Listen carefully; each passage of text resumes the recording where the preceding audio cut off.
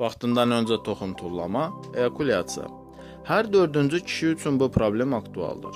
Gənc insanlar arasında ən çox yayılmış cinsi problem kimi dəyərləndirilir. Orta statistik cinsi akt 5 dəqiqə 30 saniyə qəbul edilir. Bu vaxtdan öncə bitmiş cinsi akt milyonlarla kişinin həyatını pozmaqla yanaşı, həmin kişilərin cinsi partnyorları olan xanımlarda da stres yaradır. Bu stresin səbəbi tək cinsi aktın davam etmə müddətinin qısa olması deyil. Qısa cinsi akta diqqətin cəmləşməsi, seksual baxımdan cinsi partnyorun digər ehtiyac duyulan stimulyasiya edici nəvazişdən, öpüş, toxunuş və s. qane olmamağına gətirir.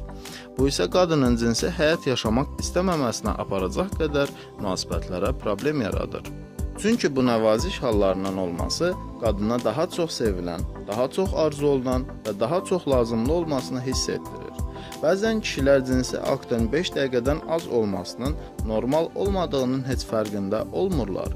Ümumilikdə götürdükdə erkən eyakulyasiya, stres, münasibətdə olan problemlərdən, həyəcandan, öncəki cinsi təcrübədə uğursuzluqdan və depressiyadan qaynaqlanır. Məhz bu səbəblərdən müalicə taktikasında antidepressantların, psixoterapiyanın xüsusi yeri var. Hətta araşdırmalarda cinsiyyət nahiyəsinin əzələ toxumasına, botoksun inyeksiyasına da önəm verilir. Elm adamları cinsi aktın zamanının uzadılması üçün aktdan öncə kişilərin kofe içməsini məsləhət görürlər. Hazırladı Rauf Kazımov, həkim, uroloq.